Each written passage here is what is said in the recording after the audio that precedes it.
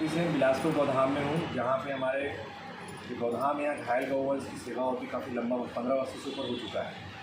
इसके संचालक हमारे विपुल शर्मा जी, गोपाल जी और यहाँ के जितने हमारे बड़ी टीम है वो करती है।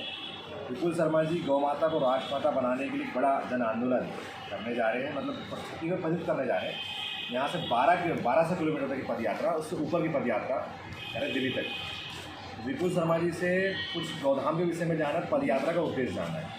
पहले मैं जानना चाहूँगा गौधाम में जो घायल गौवंश है, यहाँ पे असहाय गौवंश है, उसके बारे में।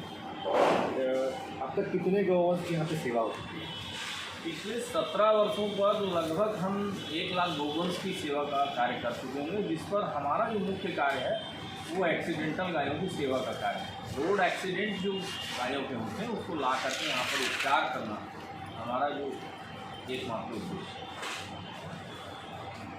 किस प्रकार से सहयोग मिलता है इस कार्य में? इस कार्य में सहयोग तो वेटनरी विभाग का शून्य है, राज्य सरकार का शून्य है और केंद्र सरकार का शून्य है। कहीं पर भी कोई सरकारी मदद पिछले 17 वर्षों पर ना दवाई में मिली, ना डॉक्टरों में मिली, ना एम्बुलेंस से मिली, ना ही जमीन से मिली। हमें किसी प्रकार का कोई भी आज तक कुछ नहीं। कितने स्वयंसेवक वो इच्छा विवेक से यहाँ पर सेवा देने आते हैं गौवंश के लिए? पूरे बिलासपुर में हमारा जो बिलासपुर गौ सेवा धाम परिवार है वो लगभग 70 लोगों का परिवार है हमारा। और इन 70 लोगों के परिवार पर हमारे पास में हर वार्ड पर ऐसे गौ सेवक हैं जो इस वार्ड पर जाकर के सेवा का कार्य करते हैं। कहीं पर भी कोई गाय एक्सीडेंट होती है तो वहाँ पर जाकर के सेवा उपचार करना, और यदि वो गौवंश उठने की स्थिति पर नहीं है, बहुत ज़्यादा लाचार है, बहुत ज़्यादा छोटी है, तब उसे गौ सेवा धाम सीखते हैं। परेशानियाँ क्या क्या आती हैं? परेशानियाँ सबसे ज़्यादा मुख्य जो विषय है वो है गाय का ऑपरेशन, क्योंकि हमारे पास पर जो गौवंश आते हैं, यदि उस गाय के पेट पर बच्चा ख़त्म हो गया है और उसकी सर्जरी करनी पड़ी है तो सर्जरी के लिए हमें सर्जन की आवश्यकता होती है, जो वेटनरी विभाग से हमें नहीं मिलता है। तो उस गाय का ऑपरेशन जो है एक बड़ी शुल्क के साथ पर हम प्राइवेट डॉक्टर से करवाते हैं, जो एक बड़ी परेशानी होती है। साथ पर हमारे पास में एम्बुलेंस नहीं है, एक बड़ी परेशानी ये है। दूसरा सबसे बड़ी परेशानी है कि हम मात्र 3000 स्क्वायर फीट पर हैं। एक बड़ी ज़मीन जो है वो हमें आज तक मिली नहीं, एक ज़मीन की भी आवश्यकता है। 1962 का जो नंबर है जिसको सार्वजनिक किया गया अभी राज्य सरकार के द्वारा, उसकी कितनी उपयोगिता है? वो उपयोग में आ रही कि नहीं आ रही धरातल में? 1962 की जो योजना है वो केंद्र सरकार की 3 साल पुरानी योजना है, और राज्य सरकारों ने उसे ये शो करा कि ये योजना हम ला रहे हैं, लेकिन ये योजना जो है वो विफल, धरातल पर शून्य है। क्योंकि 1962 को जब आप लगाते हो तो 1962 पर जो उठाता है कॉल सेंटर वाला, वो एक ही चीज़ बोलता है कि ये योजना गौठान के लिए लागू है, रोड एक्सीडेंट के लिए नहीं। जबकि माननीय मुख्यमंत्री जी, जो संवेदनशील मुख्यमंत्री हमारे छत्तीसगढ़ के, उन्होंने जब उद्घाटन कहा था तो कहा था कि एक्सीडेंटल गायों की रक्षा के लिए, उनकी सेवा के लिए ये एम्बुलेंस चलेगी, लेकिन ये धरातल पर सुनिए। गौ माता राष्ट्रमाता को लेकर जो पद यात्रा कर रहे हैं, शुरुआत कब से होगी, क्या उद्देश्य रहेगा मुख्य रूप से, कहाँ कहाँ आप इसको करेंगे, मतलब ये परेशानी वहाँ पे कैसे वहाँ पे तक पहुँचेंगे आपके लिए? 17 सितंबर को कल ये पदयात्रा यहाँ से गौ प्रतिष्ठा पदयात्रा हम निकालने जा रहे हैं। ये पदयात्रा रतनपुर, पेंड्रा मार्ग, शहडोल होते हुए बांके बिहारी जी के श्री चरणों पर ये यात्रा जाकर के प्रणाम करेगी और उनसे अरदास लगाएंगे। क्योंकि अभी तक जो पूरे भारत के गौ सेवक हैं वो सभी ने कहीं ना कहीं बहुत बड़ा आंदोलन एक खड़ा किया है। जैसे आप हमारे भाई जो हैं, आपने भी दंडवत यात्रा की, तो आज जो इतनी यात्राएं हुई, इतने आंदोलन हुए, इतने सारे ज्ञापन दिए, तो कहीं पर भी कोई प्रतिक्रिया, सरकारी प्रतिक्रिया या बोलना चाहिए कि आधिकारिक प्रतिक्रियाएं कहीं पर भी धरातल पर नहीं दी। कोई इस धरातल को, इस पूरी पृथ्वी को जो चलाने वाला है, इस पूरे ब्रह्मांड को जो चलाने वाला है, जो रचयिता है, तो उस मालिक के श्री चरणों पर अरदास करने जा रहे हैं कि मालिक, आपकी गाय आज दुखी है, आपकी गाय की हत्या हो रही है, आपकी गाय आज बंदी गृह पर, आपकी गाय की दुर्गति हो रही है। हम आपसे निवेदन करते हैं, आपसे अरदास लगाते हैं आपके श्री चरणों पर, गौ हत्या बंद हो, गौ माता को राष्ट्रमाता कर देते हैं। छत्तीसगढ़ में गौवंश तस्करी हुई उसके लिए ऐसा क्या करें कि गौवंश तस्करी बंद हो जाए, क्योंकि गौवंश जब तक राजमाता बनेगी मुझे लगता है काफ़ी लंबा संघर्ष चलेगा, और उसको तब तक सबसे दूसरी जो मुखारी होगी वो गौवंश विलुप्त की कगार में चल जाएगा। ऐसी क्या रणनीति बनाएगी जिससे ये छोटी गौवंश तस्करी हर गली, हर मोहल्ला, हर गाँव और हर शहर से, ये आप भी जानते हैं, मैं भी जानता हूँ, इसको रोकने के लिए ऐसा क्या करे, सरकार ऐसा क्या करे, आम जनमानस क्या करे? देखिए, माननीय मुख्यमंत्री जी की योजना जो है वो एक अच्छी योजना है, लेकिन वो भी धरातल पर शून्य है। 2 रुपये किलो में गोबर सरकार ने खरीदा। 2 रुपये किलो में गोबर का मूल्य नहीं है। ये जो गोबर का मूल्य होना चाहिए ये 50 रुपये किलो है, और गौमूत्र होना चाहिए 100 रुपये। तो जब किसान को गोबर का मूल्य 50 रुपये मिलेगा, गौमूत्र का 100 रुपये मिलेगा, तो आप ये मान के चलिए कि कोटली नस्ल की जो गाय हमारी, जो गौ माता यहाँ की, जो छत्तीसगढ़ की जो मूल गौ माता है, वो घरों पर रहेगी।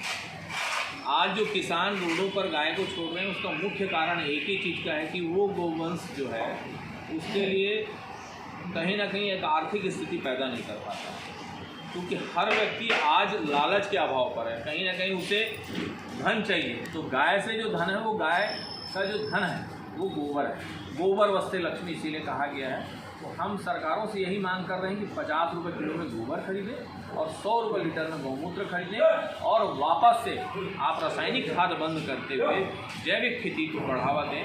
और किसानों को जिस तरीके से आपने समर्थन मूल्य पर जो बढ़ाया है, उसी तरह आप समर्थन मूल्य जो है आप गोबर पर सब्सिडी दें, आप गौमूत्र पर सब्सिडी दें, गोबर खाद पर सब्सिडी दें, उनको प्रेरित करें। तो इस प्रकार से जो रोडों पर गौवंश हैं वो गाँवों में वापस आ जाएगा। अब रही बात कि रोडों पर जो गौवंश हैं, तो इसके लिए सरकार हर जिले पर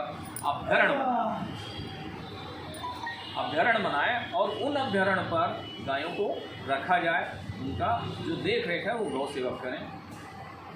अभ्यारण्य की चारा भूमि तो लगभग खत्म हो गई, करना पड़ेगा, जंगल करना पड़ेगा। तो जी बिल्कुल, आज हमारे पास पे कहीं ना कहीं पूरे जो छत्तीसगढ़ में जो जंगल का परिक्षेत्र है, वो पूरे छत्तीसगढ़, पूरे भारतवर्ष में सिर्फ छत्तीसगढ़ ऐसा मात्र देश है, हमारा जो राज्य है भारतवर्ष पर, वो सबसे ज़्यादा उपजाऊ और सबसे ज़्यादा जंगल वाला क्षेत्र है। तो हमारे को अभ्यारण्य बनाने में कहीं पर भी सरकार को तनिक भी सोचना नहीं चाहिए, अभ्यारण्य बनाना चाहिए। अभ्यारण्य के अलावा चिकित्सा क्षेत्र में क्या होना चाहिए? इसमें चिकित्सा की स्थिति ICU में है, वेटनरी विभाग जो बिल्कुल ICU में, मैं खुद बोलता हूँ ऐसा, अगर कोई विभाग ICU में है तो पहला विभाग है जो ICU में वो है वेटनरी, बाकी उसके बाद वाला विभाग वो है बाद में आते हैं। देखिए, ICU में ये विभाग तो पिछले 17 वर्षों से हमने देखा है। आज यदि किसी गाय का ऑपरेशन, यदि किसी भी गौ सेवक को सरकारी विभाग से करवाना हो, तो मेरे ख्याल से बहुत ज़्यादा मिन्नतें लगेगी और बहुत ज़्यादा उस पर नेताओं से विनती करनी पड़ेगी, तब जाकर के ऑपरेशन होगा। तो ये इस यात्रा पर हमने उस प्रमुख मांग को भी रखा कि हर ज़िले पर जो पशु हॉस्पिटल हैं, जहाँ गौधाम हैं, जो बड़े गौधाम हैं, वहाँ एक सर्जन वेटनरी विभाग का पदस्थ होना ही चाहिए। कितने लोग जा रहे हैं छत्तीसगढ़ से दिल्ली आंदोलन? 30 नवंबर के आंदोलन इस पैदल जा रहे हैं। इस आंदोलन पर अभी जो गौधाम से एक हमारे जो सारथी हैं रवि ताम्रकार जी और आपका ये भाई है, साथ पर बिलासपुर गौ सेवा धाम तक से जो हमारे साथी हैं वो पेंडर रोड और अमरकंटक तक साथ में रहेंगे। उसके बाद में और ये कारवां आगे बढ़ते जाएगा, जो और स्थानीय जो गौ सेवक हैं वो जुड़ते जाएंगे।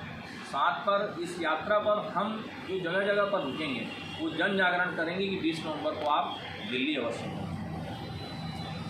कितनी संख्या में लोग दिल्ली पहुँचेंगे? देखिए, 2016 में लगभग 2 लाख लोग इकट्ठा हुए थे, 2018 पर करीबन 4 लाख लोग इकट्ठा हुए थे।